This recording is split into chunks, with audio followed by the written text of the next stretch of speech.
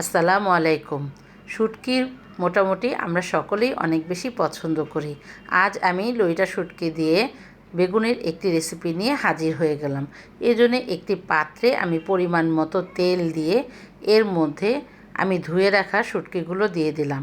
এখানে বলার হচ্ছে শুটকিগুলোকে আপনারা অনেকবার ভালোভাবে ধুবেন, যেহেতু এটার ভেতর অনেকটা বালি থাকে। আমি অনেকবার এটাকে গরম পানি দিয়ে ধুয়ে তারপর তেলে ভেজে নিলাম। এবার এর মধ্যে হাফ কাপ পরিমাণ পেঁয়াজ দিয়ে খুব সুন্দরভাবে হালকা বাদামি করে ভেজে নেব। এর মধ্যে 1 চামচ পরিমাণ আদা ও রসুন পেস্টও আমি ব্যবহার করেছি। এবার এতে অল্প পরিমাণ পানি দিয়ে সমস্ত গুঁড়ো মশলাগুলো এর মধ্যে দিয়ে দেব।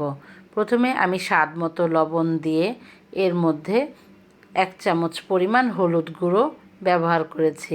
1.5 চামচ পরিমাণ মরিচের গুঁড়ো দিয়ে দিলাম। এবার এগুলোকে ভালোভাবে মিশিয়ে নিব।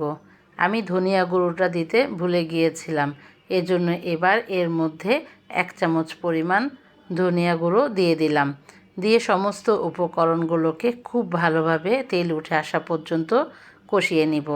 আমি আলুগুলোকে বেগুন যেইভাবে কেটে নিয়েছিলাম ঠিক সেভাবে কেটে মশলাগুলোর মধ্যে দিয়ে অনবরত নাড়াচাড়া দিয়ে এগুলোকে কষিয়ে নেব।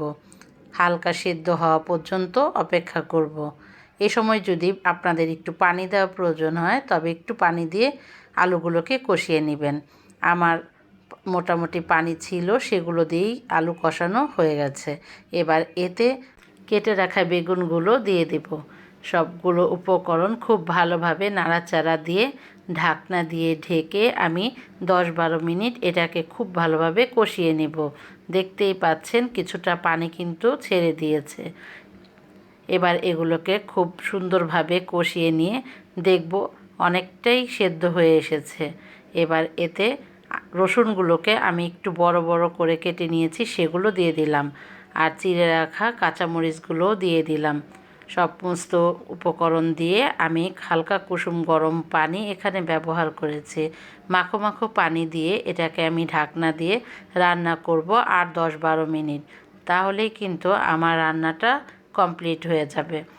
আপনাদের যদি আমার ভিডিওটি ভালো লাগে লাইক কমেন্ট শেয়ার দিয়ে পেজটির পাশে থাকবেন, আমাদের জন্য দোয়া করবেন। 10-12 মিনিট পরে আমি চলে আসলাম। মাখো মাখো পানিটা কিন্তু এখনও রয়ে গিয়েছে এবং আমার সমস্ত কিছু সেদ্ধ হয়ে গিয়েছে। বেগুনের রঙটাও কিন্তু তেমন একটা পরিবর্তন হয়নি। এবার এর মধ্যে আমি বেশ কিছুটা ধনেপাতা কুচি দিয়ে আবার ঢাকনা দিয়ে ঢেকে 4-5 মিনিট পানিটা একটু টানিয়ে নেব। বাস, আমার রান্নাটা কমপ্লিট। এত বেশি মজার হয়েছিল।